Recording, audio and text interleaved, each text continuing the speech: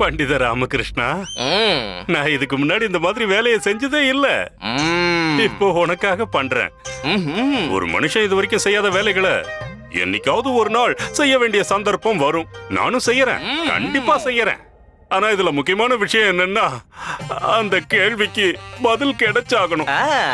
பண்டிதர் ராமகிருஷ்ணா, நீங்க கவலைப்படாம இருங்க. நீங்க எந்த வேலை கொடுத்தாலும் அதை நாங்க சிறப்பா செய்யறோம். ஒரு முக்கியமான விஷயம் என்ன தெரியுமா? இன்னைக்கு காலையில தான் எங்க குருஜி பாதாம் அல்வா வயிறு நிறைய சாப்பிட்டு வந்திருக்காரு. எங்க குருஜியோட கையில எவ்வளவு சக்தி இருக்குன்னு உங்களால நம்பவே முடியாது. நம்பிட்டானா? இந்த வயசுல கிழவனுக்கு என்ன வலுவு? சரி பண்டித ராமகிருஷ்ணா, உன்னை பல்லக்குல உட்கார வச்சு இவங்க 4 பேரும் சேர்ந்து தூக்கிட்டு போக ஒத்துக்கிட்டா நீ வருவ இல்லையா? குருதேவா, ஒருவேளை எனக்கு பதிலா பதில் சொல்றதுக்கு குண்டப்பனை அனுப்பி வச்சா உதவியா இருக்குமா? அவன் பொடிய, அவனால பதில் சொல்லவே முடியாது. சரியா சொன்னீங்க குருதேவா. யாரால இந்த வேலை முடியுமோ அவங்க தான் இதை செய்யணும் குருதேவா. நான் ஒத்துக்க மாட்டேன்.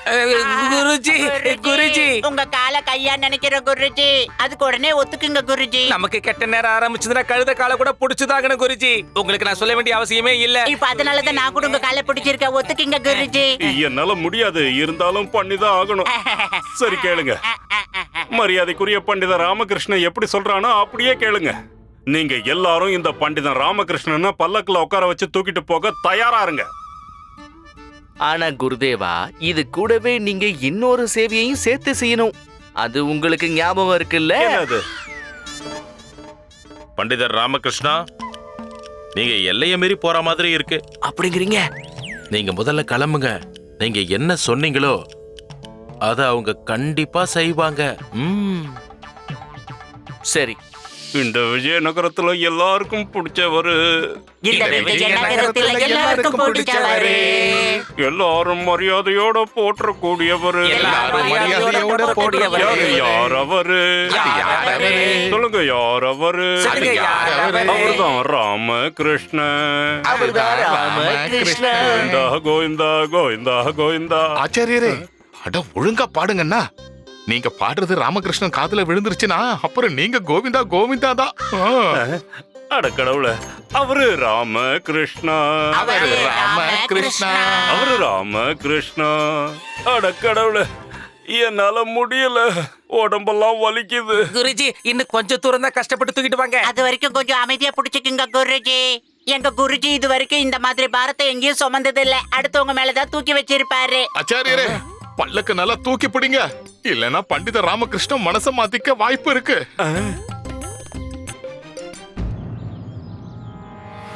குருதேவரா, பல்லக்கு தூக்கிட்டு இருக்காரு. மகாராஜா வாழ்க. இவரை பல்லக்கு தூக்க வைக்கிற தைரியம் யாருக்கு வந்துச்சு? வீரனே, அந்த பல்லக்கு தெரியுதுல்ல? அந்த பல்லக்குல யார் உட்கார்ந்து இருந்தாலும் சரி, அவனுக்கு அவனுடைய செயலுக்கான தண்டனை கிடைச்சாகணும்.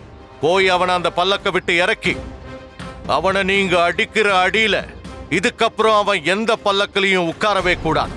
போங்க. உத்தரவு மகாராஜா.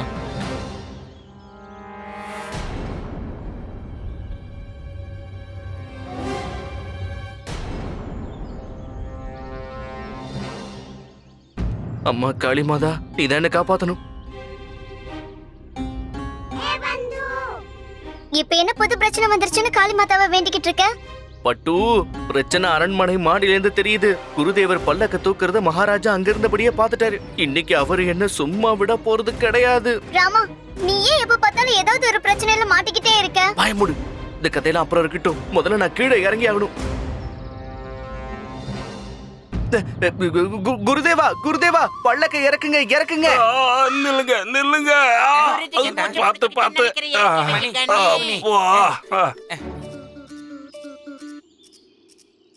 குருதேவா, என்ன விஷயம்? உட்காருங்க. எங்க உட்காருது? பல்லக்குல தான் குருதேவா, வேற எங்க? உங்க பல்லக்க நான் தூக்குறேன். பண்டித ராமகிருஷ்ணா, நீ ஏன் என்கிட்ட விளையாடிட்டு இருக்க? குருதேவா, என் முகத்தை பாருங்க, நான் விளையாடுற மாதிரியா இருக்கு. நீங்க ஒரு மகான். ஆமா. நீங்க ஒரு மகா புருஷன். ஆமா. மகா ஞானியாச்சே. ஆமா. அறிவானவராச்சே. ஆமா, அதுக்கு என்ன? அப்படின்னா இந்த பல்லக்குல உட்கார வேண்டியது நீங்க தான். என்ன மாதிரி ஒரு சாதாரண மனுஷன் இந்த பல்லக்க தூக்கிட்டு தான் போகணும். அதுக்கு தான் நான் தூக்கிட்டு வரேன்னு சொல்றேன். உட்காரவா? கண்டிப்பா கண்டிப்பா. அப்பாடி கடவுளே. நில்லுங்க நில்லுங்க, பல்லக்க தூக்காதீங்க. இதுக்குள்ள உக்காந்து இருக்கிறவனுக்கு மகாராஜா தண்டனை தர சொல்லியிருக்காரு. அடிங்க. வேண்டாம் வேண்டாம், இருங்க இருங்க, அடிச்சிடாதீங்க. மகாராஜா அவனுக்கு தண்டனை தர சொல்லியிருக்காரு. அவர் உத்தரவை எங்களால மீற முடியாது. என்னைய அடிப்பீங்களா? உங்களுக்கு அவ்வளவு தைரியமா? நான் யாருன்னு தெரியலையா? குருதேவா, நீங்களா? தயவு செஞ்சு எங்களை மன்னிச்சிடுங்க. முட்டாள். சரி, நீங்களே பல்லக்க தூக்குங்க. மன்னிச்சிடுங்க பண்டிதரே, நீங்க பதவியை இழந்துட்டீங்க. உங்க உத்தரவுப்படி நாங்க எதுவும் செய்ய முடியாது.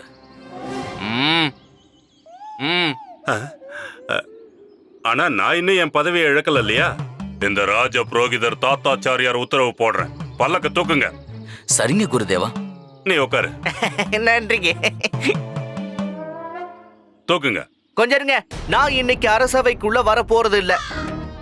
என்ன உளர்ற பண்டித ராமகிருஷ்ணா? கொஞ்சம் பொறுமை வேணும் குருதேவரே. மறந்து போச்சா என்ன? உங்களால தானே இந்த பதவியவே நான் இழந்திருக்கேன். ஒருவேளை இப்ப நான் உள்ள போனா மகாராஜா உத்தரவை மீறின மாதிரி ஆயிடும் இல்லையா? அட கடவுளே. சரி இரு, நான் போயிட்டு வந்துடுறேன்.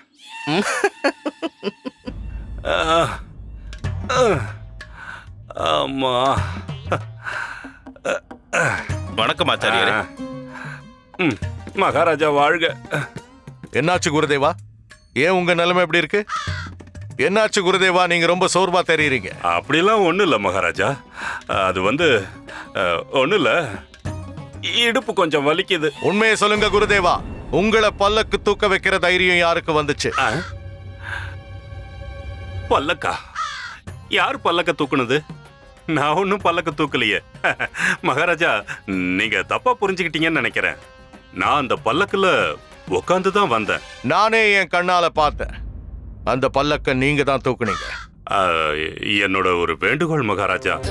சொல்லுங்க. அது என்னன்னா மகாராஜா, பண்டிதர் ராமகிருஷ்ணனை இந்த அரசவையில இருந்து வெளியே போக உத்தரவிட்டீங்க. அதை திரும்ப பெறணும்.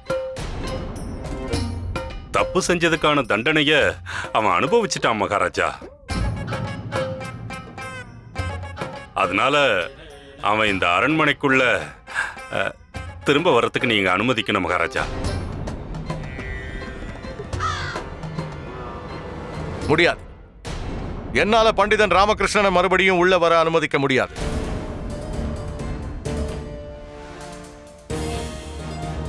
மகாராஜா, மகாராஜா பண்டிதர் ராமகிருஷ்ணன் எத்தனையோ சமயங்கள்ல இந்த அரண்மனையில வந்த பிரச்சனையை தீர்த்து வச்சிருக்காரு. அதனால நாம அவருக்கு ஒரு வாய்ப்பு கொடுக்கலாம் மகாராஜா. ஆமா, அதோட உங்க கேள்விக்கு அவன் தான் பதில் சொல்லுவான். அப்படின்னா அது வந்து நான் இப்ப என்ன சொல்ல வந்தேன்னா மகாராஜா, நீங்க கருணை உள்ளம் படைச்சவரு. நீங்க எப்பவுமே மன்னிக்கிறதுக்கு முக்கியத்துவம் கொடுக்கிறவரு. அதனால பண்டிதர் ராமகிருஷ்ணனையும் நீங்க மன்னிச்சு விட்டுருங்க மகாராஜா. சரி குருதேவா, நீங்க இந்த அளவுக்கு சொல்லும் போது, இந்த அளவுக்கு ஆசைப்படும் போது, நான் பண்டிதன் ராமகிருஷ்ணனுக்கு மறுபடியும் தர்பாருக்கு வர்றதுக்கு அனுமதி வழங்குறேன். நன்றி மகாராஜா. அவனும் வரட்டும். என்னுடைய கேள்விக்கு பதிலா அவனால சொல்ல முடியுதான்னு பாப்போம். சரி மகாராஜா. மந்திரியாரே. மகாராஜா, பண்டிதன் ராமகிருஷ்ணனை உடனடியா உள்ள வர சொல்லுங்க. மகாராஜா, பண்டிதர் ராமகிருஷ்ணன் உங்க முன்னாடி ஒரு விசேஷமான முறையில வர்றதுக்கு ஆசைப்படுறாரு. அவரை வரவேற்கிறதுக்கு நீங்க அனுமதி கொடுக்கணும் மகாராஜா. அவன் எப்படி வரணும்னு ஆசைப்படுறானோ அப்படியே வந்துட்டு போகலாம். எனக்கு என்னுடைய கேள்விக்கான பதில் வேணும், அவ்வளவுதான். சரி மகாராஜா. பண்டித ராமகிருஷ்ணா, ராமகிருஷ்ணா, நான் மகாராஜா கிட்ட உன்னை பத்தி எடுத்து சொல்லி உன்னோட பதவி உனக்கு திரும்பவும் கிடைக்கிற மாதிரி செஞ்சிட்டேன். நீ உள்ளவா, வந்து மகாராஜா கேட்ட கேள்விக்கு பதில் சொல்லு. அப்படியா? அப்படின்னு சொல்லிட்டீங்களா குருதேவா? ஆனா உங்களை நம்ப முடியாதே. எந்த நம்பிக்கையில வருது? மகாராஜா திரும்பவும் அதே பதவியை தான் கொடுத்திருப்பாரா? அட கடவுளே, என் மேல உனக்கு கொஞ்சம் கூட நம்பிக்கையே இல்லையா? குருஜி, உங்களுக்கு உங்க மேலே நம்பிக்கை இல்ல, அப்புறம் எப்படி மத்தவங்க உங்களை நம்புவாங்க சொல்லுங்க பார்க்கலாம். எப்படி? அம்மா. பண்டிதர் ராமகிருஷ்ணா, நீங்க அரசவைக்குள்ள தாராளமா வரலாம். மகாராஜா உங்களுக்கு விதிச்ச தடைய முழுசா நீக்கிட்டாரு. ஓ அப்படியா? ரொம்ப நன்றி மந்திரியாரே, ரொம்ப ரொம்ப சந்தோஷம். சரி, இப்ப பல்லக்க தூக்குங்க. நான் இனிமே அரசவைக்குள்ள தாராளமா போகலாம். பண்டித ராமகிருஷ்ணா பண்டித ராமகிருஷ்ணா பண்டித ராமகிருஷ்ணா பண்டித ராமகிருஷ்ணா பண்டித ராமகிருஷ்ணா பண்டித ராமகிருஷ்ணா பண்டித ராமகிருஷ்ணா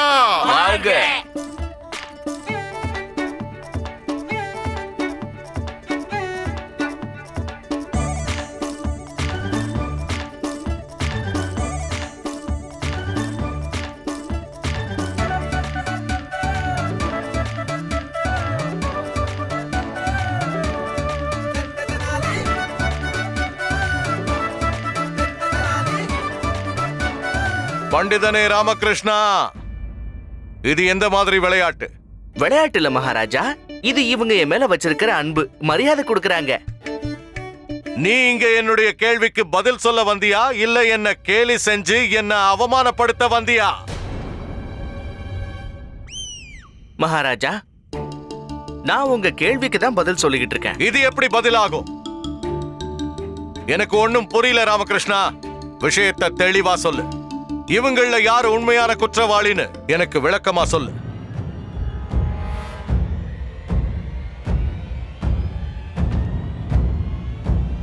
மகாராஜா, குற்றவாளி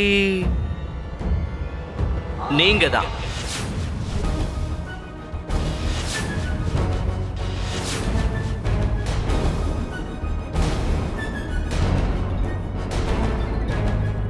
பண்டிதனே ராமகிருஷ்ணா, என்னுடைய பொறுமையை தயவு செஞ்சு சோதிக்காத. நீ என்ன சொல்றன்னு தெரிஞ்சுதான் சொல்றியா? என்ன மன்னிக்கணும் மகாராஜா, ஆனா உங்களோட சேர்த்து மொத்தம் இந்த அரசவையில எத்தனை உறுப்பினர்கள் இருக்காங்களோ அவங்களும் குற்றவாளிகள் தான். தெளிவா சொல்லணும்னா யாரும் குற்றவாளி இல்ல.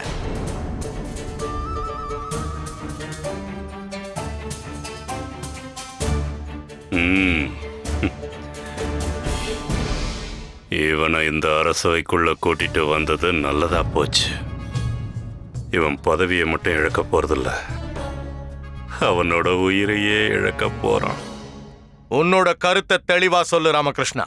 மகாராஜா, தேவைகள் தான் எந்த ஒரு மனுஷனையுமே குற்றவாளியாக்குது. அதனாலதான் பல விஷயங்களை செய்யறதுக்கு அவன் துணிஞ்சு முன்னேறான். தேவை இருக்கிறதால தான் மனுஷன் ஒரு கழுதையை கூட தான் தந்தையா நினைச்சு அதை கௌரவிக்கிறான். அதைத்தான் நான் இப்ப நிரூபிச்சேன். அது எப்படி? மகாராஜா, நீங்க தான் பாத்தீங்களே, தேவை இருக்கிறதுனால தான் என்ன பல்லக்கில உட்கார வச்சு எனக்கு புகழ் பாடி அரசவைக்கே கொண்டு வந்திருக்காங்க. அதோட பலத்த வரவேற்பு வேற கொடுத்திருக்காங்க. அதே மாதிரி நீங்க பூஜை செய்யறதுக்கு உங்களுக்கு பூக்கள் தேவைப்பட்டது. ராமண்ணாவுக்கு சாவித்திரி தேவைப்பட்டா, சாவித்திரிக்கு தூக்கம் தேவைப்பட்டுச்சு. சரளாவுக்கு மாட்டு வண்டிக்காரர் சந்தையா தேவைப்பட்டாரு, அவருக்கு பையனை பாத்துக்க வேண்டிய தேவை இருந்தது. சந்தையாவோட மனைவிக்கு பிறந்த வீட்டுக்கு போக வேண்டி இருந்தது. இப்படி ஒவ்வொருத்தருடைய தேவையையும் பூர்த்தி செய்ய போய் தான் இந்த பிரச்சனையே வந்தது. அப்படி உனக்கு என்ன தேவை இருந்தது பண்டிதனே ராமகிருஷ்ணா? உங்களுக்கு இருக்கிற உங்க பக்தி, நல்லாட்சி செய்யற உங்க கடமை. இதனாலதான் நான் என் பதவியை இழந்ததுக்கு அப்புறமும் கூட அரசவைக்கு வர முடிஞ்சிருக்கு. மகாராஜா, இது எல்லாருக்குமே தெரியும். ஆதி காலம் முதல் இன்னைக்கு வர தேவை இருக்கிறதுனாலதான் மனித நாகரிகமே முன்னேறி இருக்கு. பண்டித ராமகிருஷ்ணா, கொஞ்ச நேரத்துக்கு முன்னாடிதான் நீ தேவைதான் குற்றவாளின்னு சொன்ன. அப்புறம் இப்ப என்னடான்னா தேவைப்பட்டதுனாலதான் நம்மளால முன்னேற்றம் அடைய முடியுதுன்னு சொல்ற. ஆமா குருதேவா, தேவைதான் சில கண்டுபிடிப்புகளுக்கு வழிவகுத்தது. முதல்ல மனுஷன் நடந்து போயிட்டு இருந்தான், அப்புறம் மாட்டு வண்டிகளையும் கப்பல்களையும் தயாரிக்க ஆரம்பிச்சான். முதல்ல காட்டுல வாழ்ந்தவன் அதுக்கப்புறம் பாதுகாப்பா இருக்க வீடுகளையும் மாளிகைகளையும் கட்ட ஆரம்பிச்சான். இப்போ இங்க சீதோஷ நிலை எப்படி இருக்கு, இதுல இருந்து தப்பிக்கதான் இந்த வஸ்திரங்களையும் கண்டுபிடிச்சிருக்கான். அப்புறம் மாளிகை வெதுவெதுப்பா இருக்கணுங்கிறதுக்காக நெருப்பு மூட்டணுங்கிற யோசனை வந்தது. இது எல்லாமே தேவை இருக்கிறதுனால தானே வந்துச்சு. அப்புறம் இந்த தேவைகள் தான் குற்றவாளியும் கூட. ஒருவேளை இந்த தேவைகள் எல்லாம் குற்றவாளி கிடையாதுன்னா இங்க இருக்கிற யாருமே குற்றவாளிகள் கிடையாது. இதுதான் உங்க கேள்விக்கான பதில் மகாராஜா. அற்புதம் பண்டிதனே ராமகிருஷ்ணா, அற்புதம். எனக்கு என்னுடைய கேள்விக்கான பதில் கிடைச்சிருச்சு.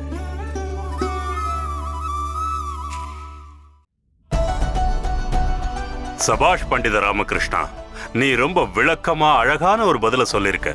சந்தோஷம், ரொம்ப சந்தோஷம். பிரமாதம் பிரமாதம். ஆனா மகாராஜா, சொல்லுக்கும் செயலுக்கும் வித்தியாசம் இருக்கும் இல்லையா? நீங்க என்ன சொல்ல வரீங்க குருதேவா? மகாராஜா, இந்த தேவைகள் தான் எல்லாத்துக்கும் காரணம்னா அப்புறம் இந்த உலகத்துல வேற எதுக்கும் முக்கியத்துவமே இருக்காது. சுயநலமா இருக்கிறதுக்கும் சம்பந்தம் இருக்காது. சொல்ல போனா இதுவும் ஒரு வகையில உண்மைதான் குருவே. அப்படின்னா நீ சொல்ல வந்ததுக்கான அர்த்தம் தேவைகளும் நிர்பந்தங்களும் மட்டும்தான் ஒரு மனுஷனை எதை வேணாலும் செய்ய வைக்குமா? என்ன வேணாலும் செய்ய வைக்கும். நான் 2வது முறையா உங்ககிட்ட கேட்கிறேன் பண்டித ராமகிருஷ்ணா, என்ன வேணாலும் செய்ய வைக்குமா? நானும் மறுபடியும் சொல்றேன் குருதேவா, எது வேணும்னாலும் செய்ய வைக்கும்.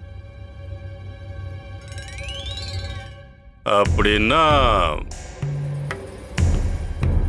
இந்த குளிர்காலத்துல யாராவது ஒரு நபரால குளிர்ந்த நதி தண்ணிக்குள்ள ராத்திரி முழுக்க நிக்க முடியுமா? அதுவும் எந்த ஒரு உதவியும் இல்லாம. ஒருவேளை அந்த நபருடைய தேவையும் நிர்பந்தமும் அதிகமா இருந்தா நிச்சயம் தாக்கு பிடிப்பாங்க. பண்டித ராமகிருஷ்ணா, உன்னால இந்த விஷயத்தை நிரூபிக்க முடியுமா? நான் குருதேவரோட கருத்தை ஏத்துக்கிறேன். பண்டிதனே ராமகிருஷ்ணா, நீ சொல்ல வந்த விஷயத்தை நல்லா தெளிவா சொல்லு. கண்டிப்பா மகாராஜா. நீங்க 10,000 பொற்காசுகள் பரிசா கொடுக்கப்படும் மட்டும் அறிவிங்க. யாருக்கு அந்த தேவையும் நிர்பந்தமும் இருக்கோ அவனால இந்த ஆபத்தான வேலையை நிச்சயம் செய்ய முடியும்.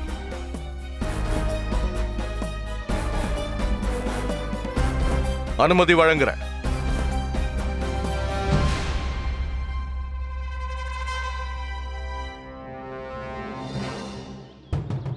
பெரியோர்களே, தாய்மார்களே, எல்லாரும் நல்லா கேட்டுக்கோங்க. ஒரு முக்கிய அறிவிப்பு.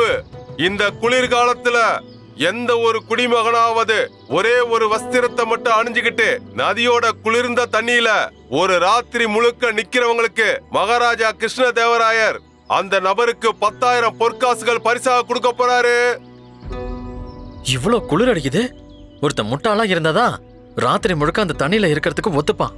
10,000 பொற்காசுகள் பரிசா கொடுக்க போறாங்களாமே.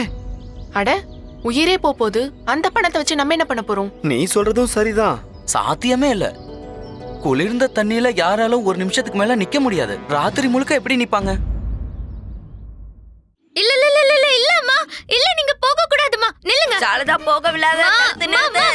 என்ன ஆனாலும் சரி, நான் உங்களை போக விட மாட்டேன். அட நில்லுங்கம்மா, உங்களை நாங்க போக விட மாட்டேன். நீங்க அங்க போக கூடாது. லாமா, நீயே கேளு அம்மா எங்க போலாங்கன்னு. அம்மா எங்க போறதுக்காக இப்படி துடிச்சுக்கிட்டு இருக்க?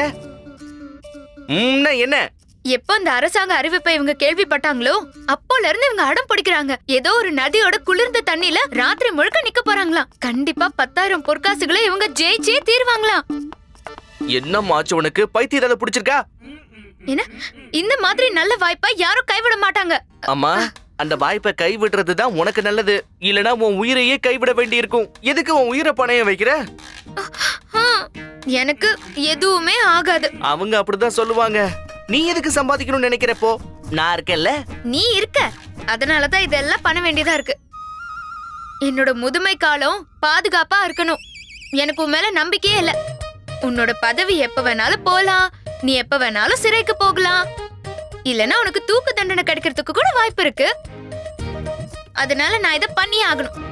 போகட்டும் விழு. ஏன்னா 10,000 பொற்காசுல சும்மா விழ முடியுமா? நான் அந்த பொற்காசை வச்சு நிறைய கொத்துமணி வாங்குவேன். கொத்துமணி வாங்குவியா? அடே பயமுடு. வந்துட்டான் பெருசா சொல்றதுக்கு.